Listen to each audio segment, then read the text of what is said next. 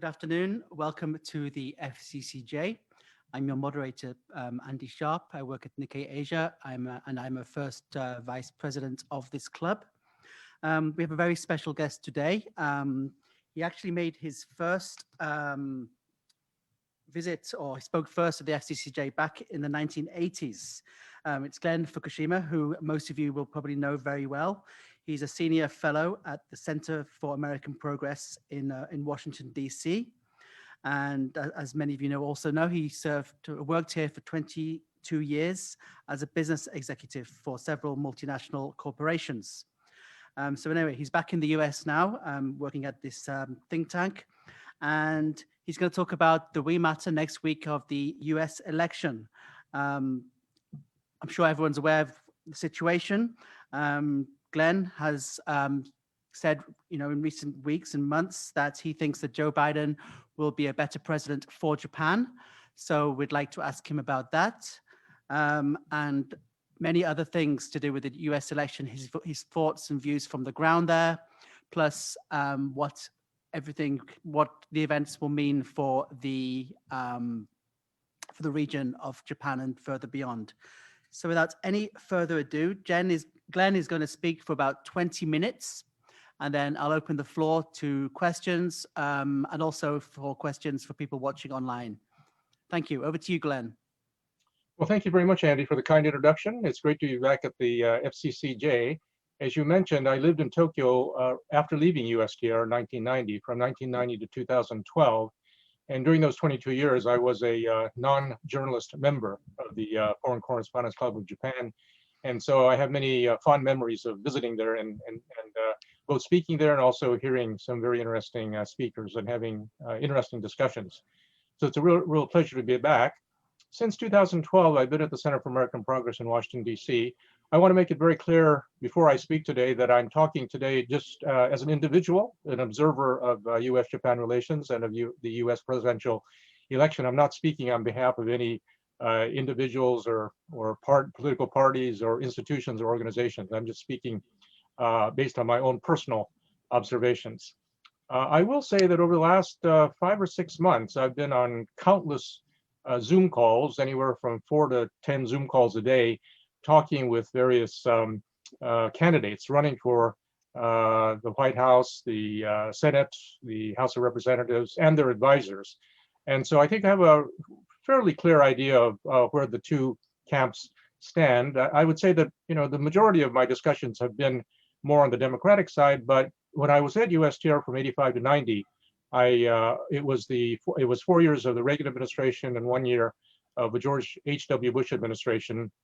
I was there as a regular government bureaucrat, not as a political appointee, but I still maintain contact with many of my Republican friends. So I think I have some sense of where the two parties stand on the various issues. So based on that, I'd like to talk for about 20 minutes first and divide my comments into 3 parts. First is the context of where we stand now. Secondly is the election itself. And then thirdly, post-election, what we can expect. So part 1, with regard to the presidential election on November 3rd, which is a mere 6 days from today, I would say that compared to the situation in February of this year, we've seen some dramatic and unexpected developments, really quite unexpected. I think there are 4 unexpected developments. The first is that Joe Biden, former Vice President Joe Biden, miraculously had a comeback as a result of the South Carolina primary of February 29th. Until then, as you may recall, he lost in the primaries and caucuses in Iowa, New Hampshire, and Nevada.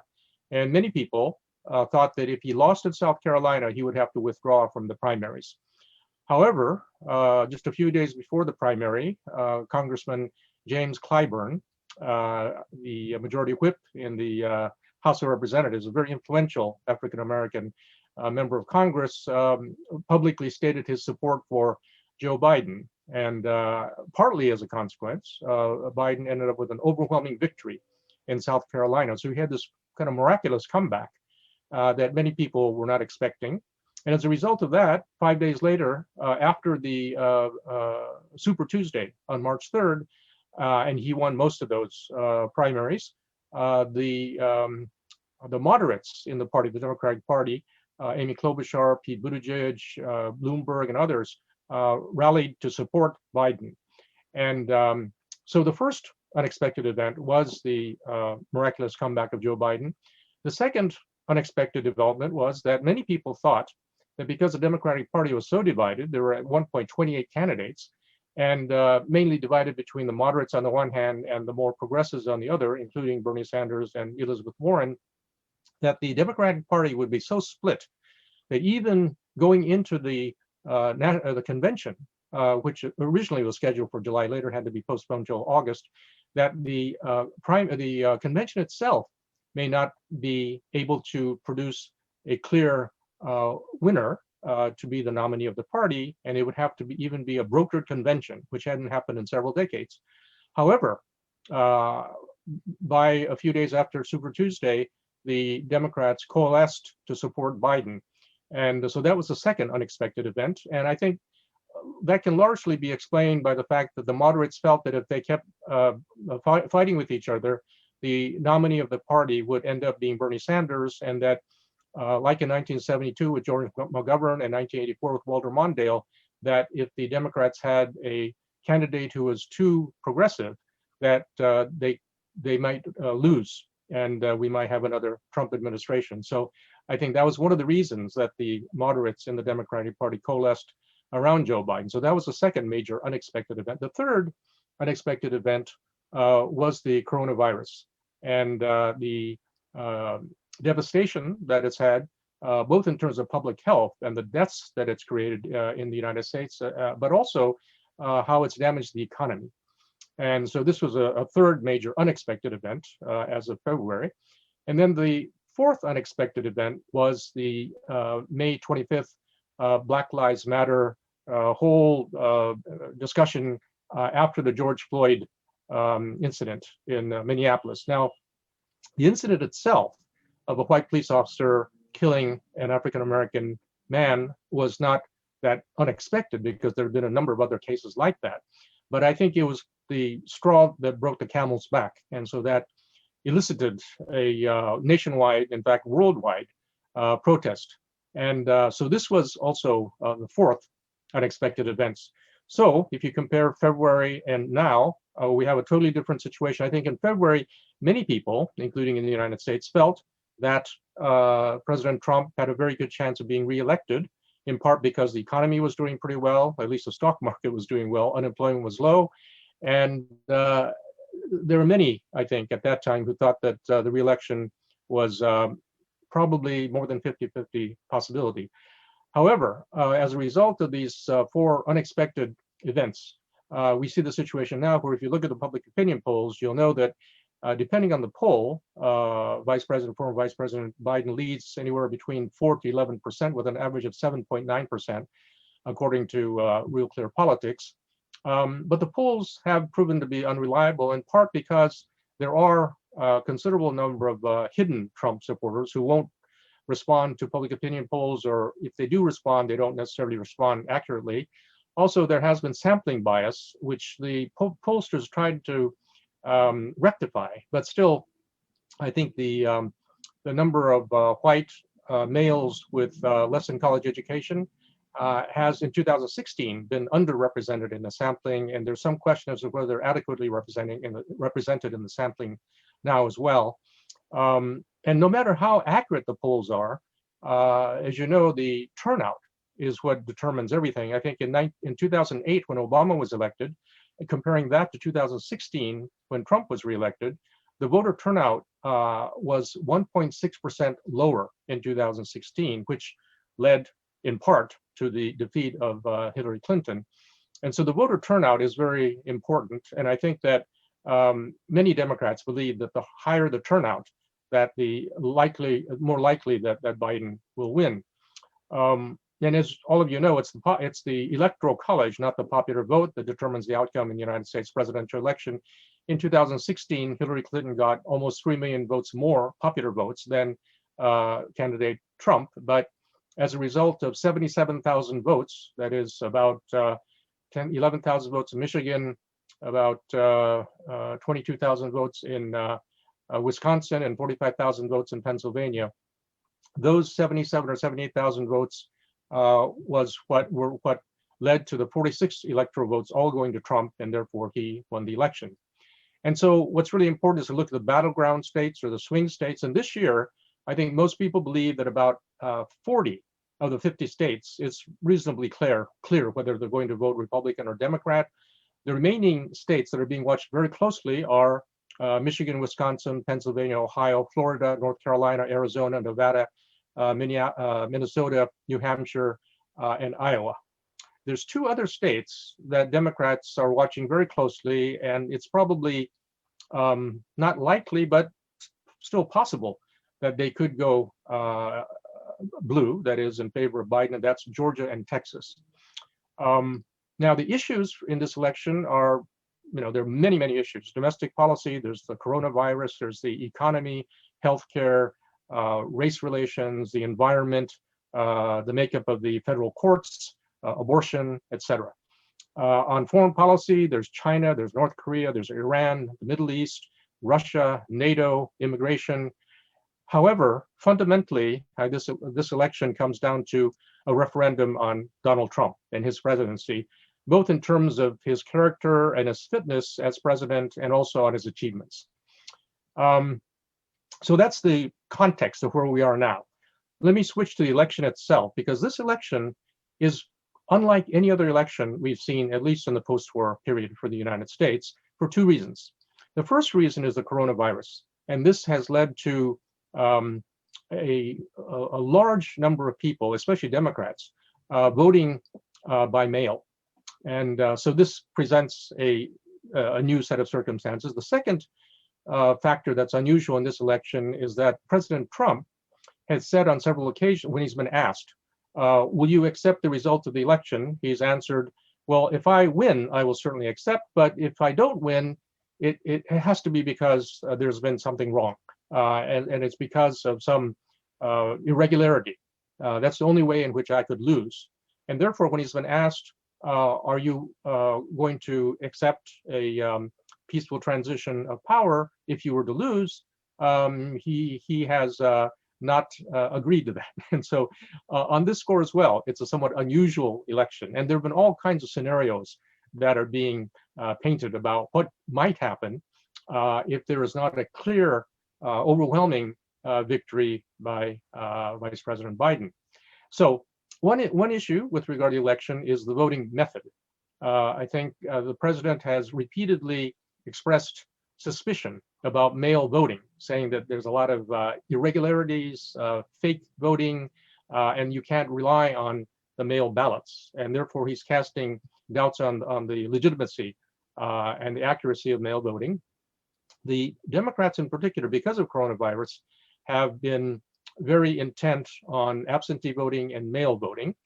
And so most of the public opinion polls show that the Democrats are overwhelmingly going to vote by mail as compared to the Republicans, who are being encouraged by the president to actually go in person to the polling places on November 3rd to do the balloting of the voting. Another question has to do with the timing of the announcing of the results, because of the fact that there's going to be so many ballots by mail, and depending on the state, as you know, because the US is a federal system, and each state has its own regulations and laws and rules regarding registering the vote and also registering to vote, as well as the conditions under which one votes. And therefore, there are some states that allow for the counting of the mail ballots before the election. And then there are some that require that the counting be done only on the election day and later. And also until when the ballots can be received in order to be valid. Those are all depending on the state. So there have been dozens of lawsuits between Republicans and Democrats to try to clarify and to set the ground rules that would be in favor of Republicans or Democrats. And even just recently, there's been cases involving North Carolina, Wisconsin, Florida, Pennsylvania that have ruled the courts have ruled in favor of what one party or the other has requested. Now, if there's an overwhelming victory, either by Trump or by Biden, we can expect that the results will be known on the 3rd or 4th of November. On the other hand, if there's only a slight difference, it could take 3 or 4 days, it could take a week, and some people think it even could take several weeks for the final results to be known. Now, President Trump, on a number of occasions, has said that he thought that the results could be decided by the Supreme Court. And he's thinking back to the Gore versus Bush election of 2000, where, as you may recall, in Florida, there was a dispute over the counting of the ballots, and it took about a month for the final results to be known. The Supreme Court, the US Supreme Court, had to intervene to rule that the recounting should be stopped. And as a result, then Texas Governor Bush won that election with fewer than 600 votes more than Vice President Gore, although Gore, on a nationwide basis, had something like 540,000 more popular votes than Governor Bush. So that is a very extraordinary situation. It's quite unlikely that it'll go to the Supreme Court, but there's another wrinkle in all this, something that is provided for in Amendment 12 of the US Constitution. If one candidate does not have the requisite number of electoral votes, that is 270 electoral votes, by January, then it goes to the House of Representatives. And the House of Representatives decides on the president. But the House of Representatives, each state is represented by one person. And that person is determined by who has the majority in the state delegation. So right now it's 26 Republicans, 22 states that have a majority Republican, 22 states that have a majority Democrat, and then 2 are tied. And so, but based on the results of this election for the House of Representatives, also on November 3rd, the makeup of the House could also change.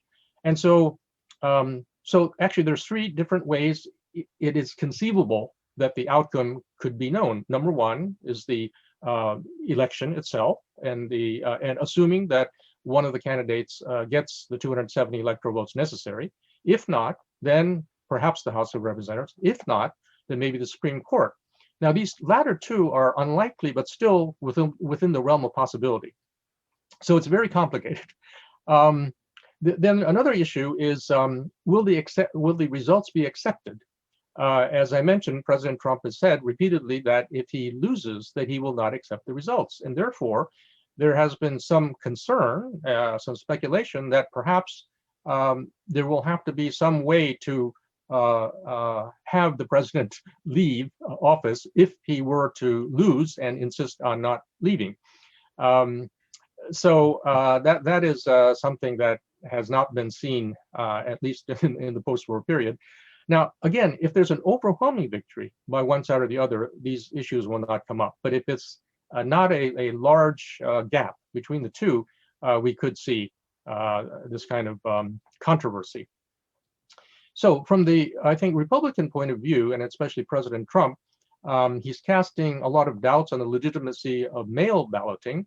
And therefore, if he were to lose, then I'm sure that he will claim that these mail ballots, some of them are invalid, and therefore there should be a recount, or there should be something done to undo that problem. From the Democrats' point of view, the message has been to get out the vote, that the higher the voter turnout, the more likely it is that Biden will win. It is true that there are a number of cases, especially in the South, where Republicans have been trying to engage in voter suppression, making it difficult for voters to register, that is, imposing all kinds of requirements to register to vote, and also limiting the number of polling places, et cetera. So, there have been some cases, like in Texas, where people have had to line up for 12 hours to vote because of the limitation on the number of polling places. So in any case, assuming that sometime after November 3rd, a clear victor is announced, then on the transition will take place. This is a 2.5-month period between November 4th and January 20th. January 20th of next year is the inauguration. So if that goes smoothly, then inauguration on the 20th of January of next year. Let me switch in the final part 3 to what's going to happen after the election. Scenario 1, Donald Trump is reelected. In that case, I think we can assume that he will continue in his policies in the first term of making America great again. And also in terms of domestic policy, some of his major priorities in the first term have included, number 1, cutting taxes for corporations and the wealthy. Number 2, deregulation of companies, especially in the energy, environment, and financial services. Number 3, restricting immigration. Number 4, repealing Obamacare, Affordable Care Act, the healthcare insurance that was passed during the Obama administration. And number 5, appointing conservative justices to the judges to the federal judiciary. As you know, in the United States, in addition to the Supreme Court, there are 13 circuit courts of appeal and 94 federal district courts. And these have tremendous authority and power. And therefore, part of the reason that there was this huge controversy over the last month or so as a result of the death of Ruth Bader Ginsburg, Supreme Court Justice, and the fact that the Republicans, with only a few weeks before the election, basically engineered the confirmation of Amy Coney Barrett to succeed her as the 9th Justice of the Supreme Court. On foreign policy, what I mentioned up to now is domestic policy. On foreign policy, I think that we can expect that President Trump would continue with the America First approach, which would focus and emphasize bilateral rather than multilateral agreements, arrangements with other countries. I think that we'll see more withdrawing of the United States from international agreements and organizations. He has already withdrawn, as you know, from the Paris Climate Accord, from the TPP, from the Iran nuclear deal, the JCPOA, and the World Health Organization. I think many people believe that if there's a second Trump administration, he's likely to withdraw from the WTO, the World Trade Organization, and even from NATO in Europe. Also on trade, I think he will continue his focus on bilateral trade deficits and trying to reduce the deficits with countries like China and Japan and Germany. And he will continue with the free, fair, and reciprocal trade agreements. I think that in the second term, he will focus more than on the first term on the national security issues, in particular, trying to reduce the burden on the United States of defending our allies. All through the last 30 years, Donald Trump has been quite fixated on trying to reduce free riders. And as you well know, with the withdrawal of 1/4 of US military from Germany and the ongoing negotiations and host nation support with South Korea and with Japan, if those negotiations don't end up in a satisfactory conclusion, I think it's quite likely that the Trump administration would withdraw some troops from East Asia. So those are what I expect would happen in a second Trump administration. Scenario number 2, if Joe Biden were elected, Biden, as you know, his slogan, as opposed to Make America Great Again, is we're in a battle for the soul of America. And what he means by that is I think he believes that there's a certain soul of America that has been ignored by President Trump, and that President Trump is taking the United States in a different and wrong direction. And Vice President Biden, if elected president, would like to restore and go back to what he thinks is America with the soul of America. One of the slogans also that he's used is Build Back Better. This is based on a speech he made in Dunmore, Pennsylvania on July 9th, 2020. And this is a very comprehensive economic plan to revive America. So I think that if there is a Biden administration, there will be 5 priorities. Priority number 1 is controlling the coronavirus. And as you know, yesterday in the United States, Mark Meadows, the president's chief of staff, said on a television interview program, we're not going to control the coronavirus. So there seems to be almost a admission that it's not going to be possible to control the coronavirus. So as opposed to that, I think Vice President Biden very much wants to make controlling the coronavirus to be the top priority. His view is that that's kind of the basics, and in addition, there's going to be two major differences, I think, with the Trump administration. One is that the Biden plan would be a national plan, a federal plan, not leaving things up to the states. And the second will be there's going to be international cooperation. I think Biden plans to rejoin the U.S. to rejoin the WHO, and also to work with other countries to try to control the coronavirus and to develop a vaccine. So that's priority number one. Priority number two is reviving the U.S. economy through the Build Back Better. And this is a really comprehensive program of vast infrastructure investment, by investment in education, research and development, climate change, which in many ways, as Joe Biden has said, he said something like, when you say climate change, President Trump thinks it's a hoax. I think of jobs. And I think that Vice President Biden thinks the climate change agenda will result not only in trying to better the environment, but also to create jobs, high-paying jobs for Americans. Priority number three would be addressing the economic inequalities and the social injustice, economic injustice, criminal injustice represented by Black Lives Matter. And so this, I think, will be a major and a third area of priority. Number four is climate change. I think that Vice President Biden and his advisors believe that this is an existential threat to the United States and the world, and that during the Trump administration, not only has the Trump administration ignored and neglected the problems, they've actually made things worse by loosening regulations on polluters, for instance, and not providing incentives for non-fossil fuel energy development. So that'll be a fourth priority. And the fifth priority is restoring America's role in the world, global engagement and alliances. Vice President Biden said in a town hall meeting several months ago, actually, he said, when I become president, on the first day on my job, I'm going to pick up the telephone and call the leaders of all of our allies and tell them America is back. America is back. We're going to be globally engaged again.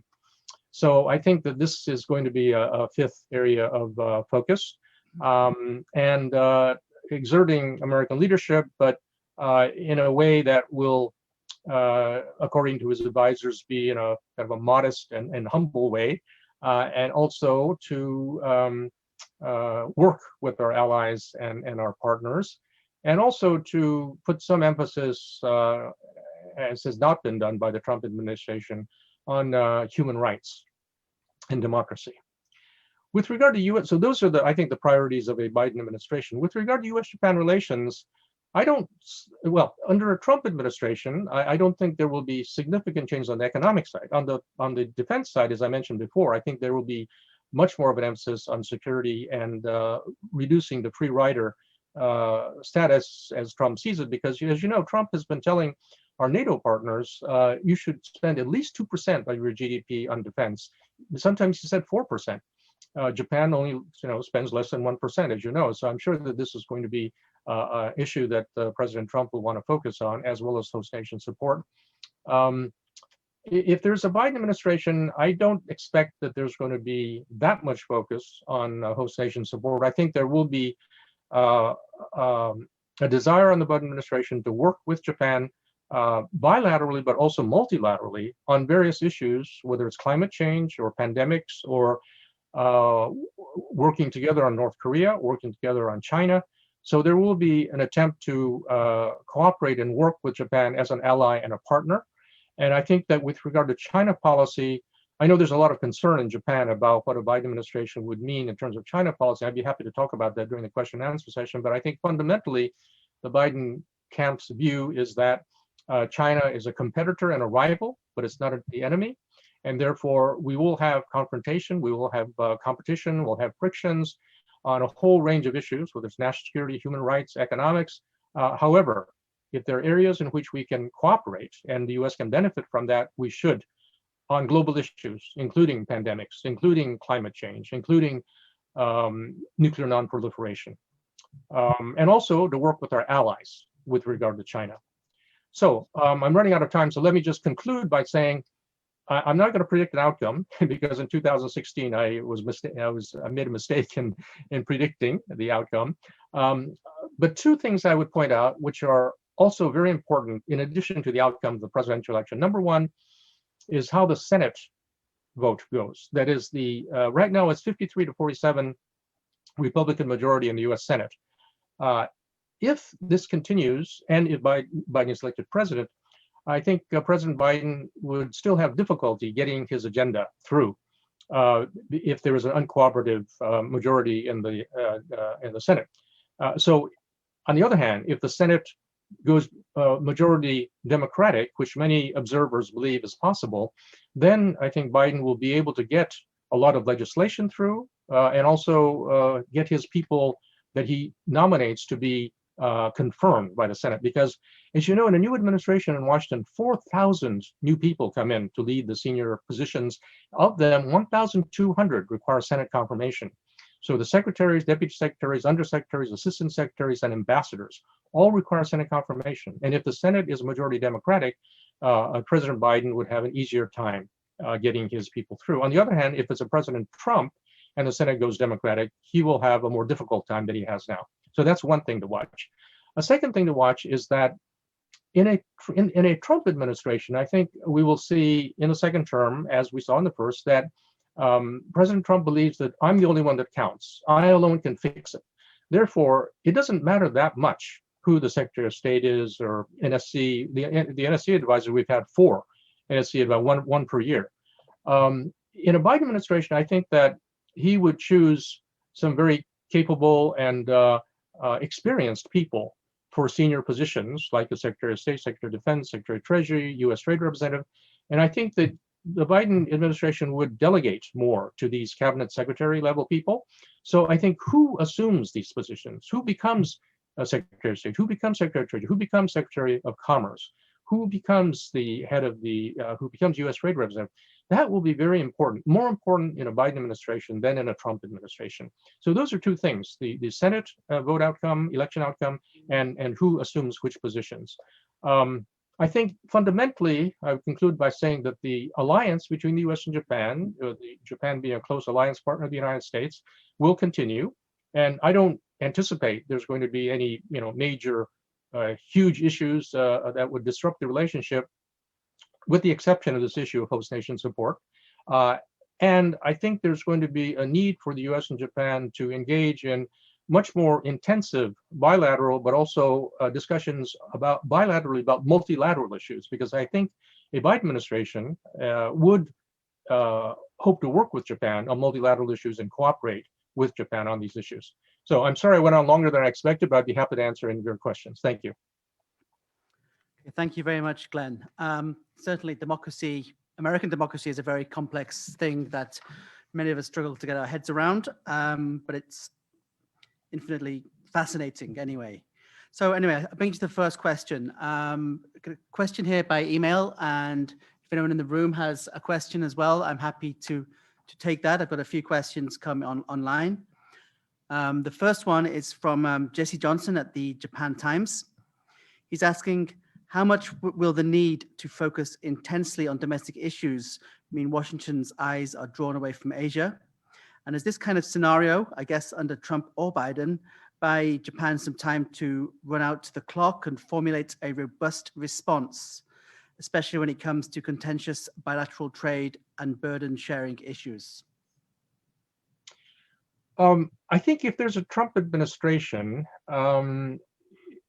it will probably take some time to come up with a clear Japan policy. And we certainly saw that in 2016 and 17. And I think it gave Japan and the Abe government, cabinet, time to take the initiative and to propose various things, including the Aso-Pence economic dialogue that went nowhere.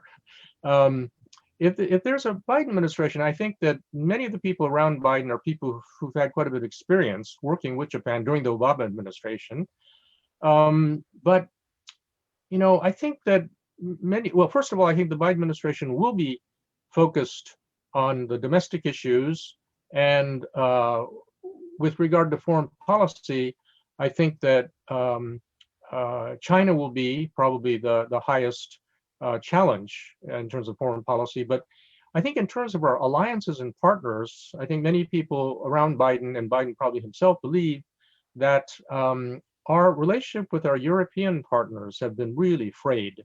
The relationship with Germany and France in particular, to some extent with the UK, and that needs a lot of attention as well. So, I don't want to say that either administration will not pay attention to Japan, but I think in part because it's perceived that there aren't a lot of problems between the U.S. and Japan, that I don't anticipate that a lot of attention is going to be given to Japan, at least in the first, say, 100 days of either administration. But I don't think that should be seen as a negative thing. In fact, I think that will give the opportunity for Japan to come up with some ideas and some proposals and some initiatives, whether it's a Trump administration or a Biden administration, to maintain and strengthen the U.S.-Japan relationship. Okay, thank you. Got another question here from online from Rocky Swift at Reuters. He's asking, it's following up from what you just said. He's asking who you think might be in line for positions in a Biden cabinet, state, defense, treasury, commerce, etc. And can you comment also on what kind of Japan-centric or Asian-centric policies that these individuals may bring? Well, it's difficult for even the most professional Washington watchers to predict who would be in a Biden administration, in part because Joe Biden became senator at the age of 29. He was senator for 36 years, 6 terms, and vice president for 8 years. So 46 years in Washington. And he was chairman of the Senate Foreign Relations Committee, chairman of the Senate Judiciary Committee. So he has had so much experience in Washington that he just knows so many people. He knows so many people who used to work on his staff, people who used to be members of Congress, in the Senate, in the House, people who used to be in the administration. So he has this huge group of people that he could choose from. So from that point of view, I think that if you talk to experts in Washington and look at the kind of the trade press and so forth, you'll see, maybe 3 to 5 names for some of the senior positions. But it's very difficult to know who will end up being in which position. Also, I mean, some of the people are people who are well known who were in the Obama administration, but I think it's one of the things that's also going to be interesting to watch is to what extent he brings on people who he knows well and worked with during the Obama administration on the one hand, versus those who are newcomers, people, especially from the private sector, people who have new, fresh ideas, not necessarily longtime Washington people. Also, I think because of Joe Biden's age, the people he knows tend to be in their 60s and above, whereas I think among Democrats, there's a desire to have a younger generation work in the government. The other factor that I think we need to consider is that Biden himself, as well as others, have said that unlike the Trump administration, a Biden administration ought to look like America. And therefore, I think there's going to be a real emphasis placed on diversity. I wouldn't be surprised if half the cabinet members will be women, and I'm sure that there's going to be African Americans, some Latinos, maybe some Asian Americans. So I think that from that point of view too, it's quite difficult to predict. Most of the names that have been mentioned are people who are familiar names from the Obama administration, but I doubt that all of those people are going to work in the government for those reasons that I mentioned, wanting to get a younger group, wanting to get people from outside of Washington, as well as having more diversity. Was there another part to that question other than the makeup of the He was asking what kind of policies these individuals may bring, but I guess that given that... I would just say one thing, which is that On Japan, I think the view is that Japan is a close and valuable partner and ally, and we need to work with Japan in order to be more effective. For the US to be more effective in Asia, we need to work with Japan and South Korea and Australia and maybe India, and that we should work closely with our like-minded partners, especially because of North Korea and China. So I think that there will be a emphasis on trying to engage with Japan and to work together with Japan, both on a bilateral as well as a multilateral basis. Okay, thank you. Any questions from the floor? No? Okay, we'll go to our next question online. This is from David McNeil at the Irish Times. There's two questions, and they're both very different questions. So maybe I'll just ask the first one first and then come to the second one. So his first question is about Biden's stance on China. Will he, for example, face down Beijing over Taiwan and its treatment of the Uyghur minority? You know, issues that Trump has not touched upon so much. I mean, basically, yeah, how do you see Biden's take on China? Is it going to be Trump light or closer to the original sort of Obama approach to more collegiate, more working together kind of stance that Obama had to China? Well, this is a question that has been raised many times in the U.S. as well, and I think the answer is that a Biden administration will not revert to the Obama administration in terms of China policy. The view in the United States about China has changed dramatically over the last, I'd say, 6 years or so, even before the Trump administration came into office, although he's kind of accelerated things with all the trade wars and so forth. Even before that, the view of China in the United States, and this is a bipartisan, it's Democrats as well as Republicans, but I think the business community view of China has changed to become much more realistic and critical. Certainly the academic perspective on China has become much more realistic. The NGO, NPO perspective has become tougher. And the political world has also, for a whole variety of reasons. And I've read like 25 or 30 reports that have come out over the last few years by academic groups, by think tanks, by congressional committees, business groups about China. And if you look at the Pew Research polls about American perception of China, it's very clear that the perception of China has grown very negative in the United States. So I don't think there's any way that the Biden administration will revert to the early part of the Obama administration, when there was still some optimism that with increased trade, investment, with more student exchanges, that China was going to open up, become more liberal, more a freer economy, and eventually politically more tolerant. But so I think that view is no longer in operation in China, in the United States with regard to China. So that environment is such that no matter who becomes Secretary of State or U.S. Trade Representative, I think that in fact, I would say that probably the senior official in the Trump administration who has been, say, most supported by Democrats is Robert Lighthizer, the U.S. Trade Representative, because the view is that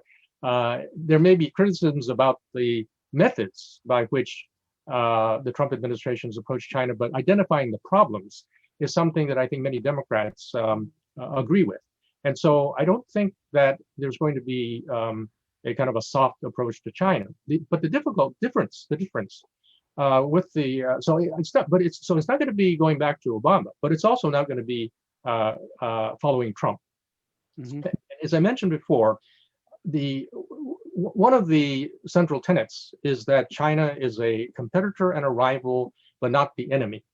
And therefore, so that's one thing. And so where it's possible to cooperate, where it's in the benefit of the US, as climate change, as in pandemics, as in nuclear non-proliferation, these are areas where the US should work with China to the extent that China is willing to work with the United States. Also, I think the Biden administration will want to work with our allies and partners and not approach China on its own, only by itself. So I think that from that perspective, there will be a difference. So it's not going to be either reverting to Obama or following Trump. It's going to be something in between, which I think the Biden people believe is a more realistic and practical and effective way to deal with China. And also, as you mentioned, I think the focus on human rights, certainly Hong Kong, Taiwan, the Uyghur situation, I think those will be much more focused on by a Biden administration. I mean, we see from John Bolton's book and other places that President Trump has actually endorsed Xi Jinping's treatment of the Uyghurs, and Trump really hasn't done very much with regard to Hong Kong as well. So I think there will be a real difference there on human rights with the Biden administration. And more one other thing I should mention, sorry, is that another central tenet, I think, of the Biden people is that we can only be more competitive internationally if we're stronger domestically. And stronger domestically obviously means reviving the economy and also making the investment in infrastructure and education and R&D. And it's one thing for the Trump administration to say, well, don't buy 5G, don't buy Huawei, but then does the US have an alternative? I think the Biden people believe that we can't be more competitive, we can't be more persuasive in the world unless the US itself is more competitive economically and more democratic politically and economically. So that's another difference I think we will see in a Biden administration. So under Biden, would there be more decoupling of the economies? I don't think that a Biden group would think administration would term it as decoupling. I think the view would be that there are certain strategic industries in which the US has to reduce our dependence on China. And those are industries where the United States, either on its own or with like-minded partners, should develop. So we should reduce our dependence on China for crucial strategic industries.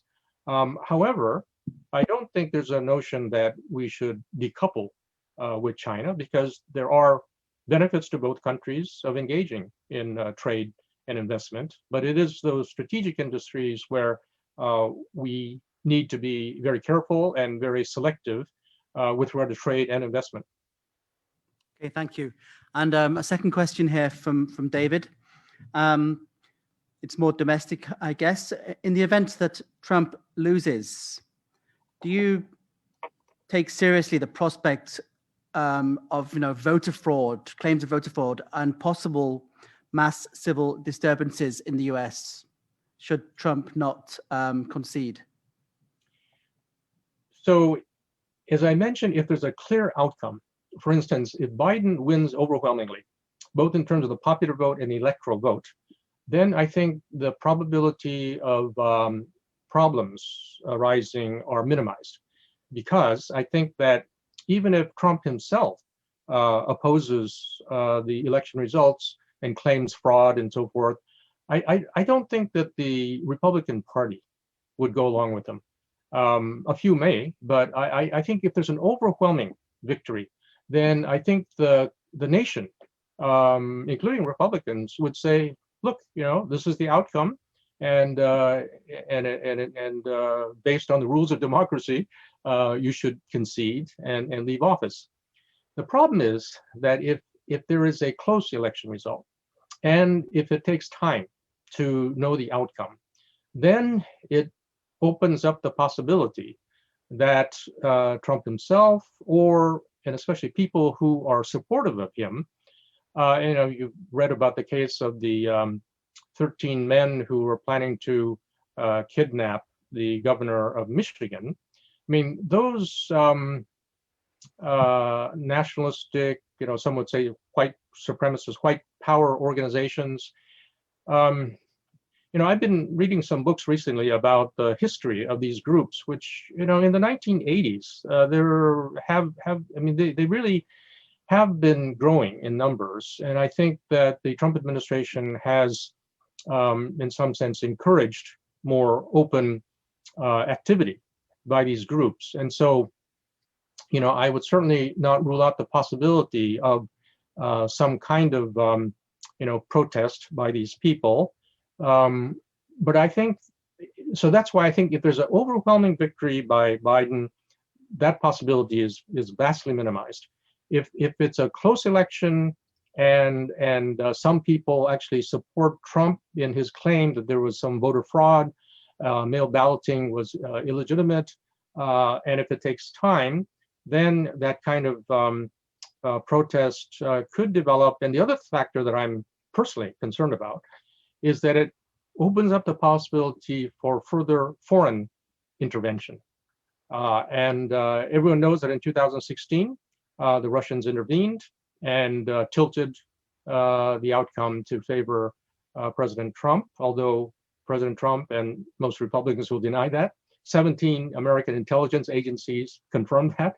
And therefore, if there is time between the election and the results being known, and if there is not a big difference, then that leaves open the possibility of kind of domestic protests and dissidents, as well as foreign intervention that may try to foment and exacerbate those differences and divisions in the United States. So that is a real concern I have. But I think if there's a clear outcome, I think those will, I wouldn't say they'll go to zero, but I think the possibility would be vastly minimized.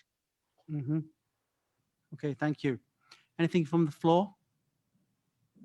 Okay, I'm going to put you on the spot here, Glenn. Obviously, these things are impossible to predict accurately, but on the, say, the morning of November the 4th in Washington, or maybe a week or so later once the postal votes are counted, who do you think will win and by what kind of margin in the Electoral College?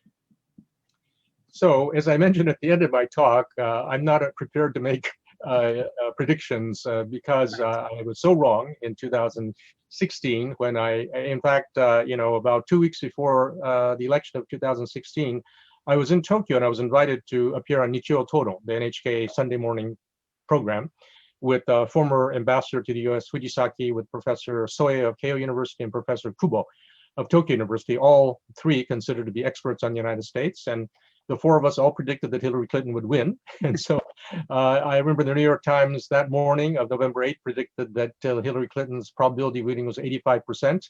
Princeton Consortium, which had a very good track record of predicting election results, I think a week before the election predicted 93% probability. So if you look at the public opinion polls now, the advantage that Biden has over Trump is roughly the same or a little bit better than what Clinton had, but the numbers are much more stable. And that leads Democrats to be more hopeful that these are accurate reflections of the voting outcome. However, at the same time, voter turnout is so critical. And if the African American vote, the Latino vote, the Asian American vote, the women voting, the youth vote, if these 5 categories, if the voter turnout is lower than expected, then Biden could lose. So I think voter turnout is really key. And as recently as this morning, there was a New York Times discussion between 2 of the columnists, and neither was willing to really commit. Everybody is, saying, well, the numbers look good for Biden, but there's still a week left. No one can predict what's going to happen in a week. I mean, October surprises, there have been, probably 10 different surprises up to now, but there could be some other surprises. So these, unexpected events could happen. Voter turnout could be higher or lower than expected. And so, on the one hand, some people are predicting a landslide, overwhelming victory by Biden. Others are expecting that actually Trump will be able to claw back and be able to squeak through with a win, like last time, where he lost the popular vote, but he won the electoral vote. And there's some political scientists who say that in 2016, Trump lost almost by 3 million votes on the popular vote, but some analysts are saying Biden could win 5 million votes more on the popular vote and still lose in the Electoral College, because the gap between the Electoral College and the popular vote is grown so much. So I'm not prepared to make a prediction.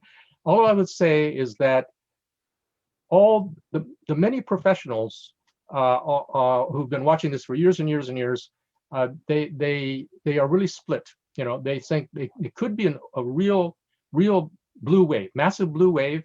Biden wins big with the not only popular vote, but Electoral College. The Senate goes to the Democrats, and in the House could gain anywhere from 5 to 15 seats for the Democrats. So there's that optimistic, rosy scenario. On the other hand, there's a scenario that says the House will stay Democratic because they have a huge margin, the Democrats. The Senate may not go Democratic. I mean, the majority of analysts believe the Senate will become majority Democrat because the Democrats only need 3 seats net to be even, 50-50. And if they get the White House, then the vice president breaks the tie vote. So I think that the majority of observers believe that the Senate will go majority Democratic, but there's still the possibility that the Republicans will be able to maintain the Senate majority.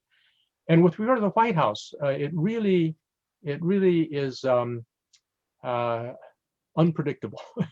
Even the most sophisticated pollsters and analysts leave room for the possibility of Trump winning, not by a large margin. I don't think many people believe that Trump could win by a large margin, and he lost by 3 million popular votes last time. So he probably won't get a popular vote majority, but he could squeak through by maintaining those Michigan, Wisconsin, Pennsylvania, and some of the Rust Belt and the southern states. On the other hand, as I say, some of the really optimistic Democrats believe that Georgia or Texas even may go into the Biden camp, and which would be a landslide. So this is one of those elections where people are very reluctant to make a prediction, and I'm one of those. Sure. And you mentioned some of the states there. So obviously Georgia and Texas are long shots for Democrats.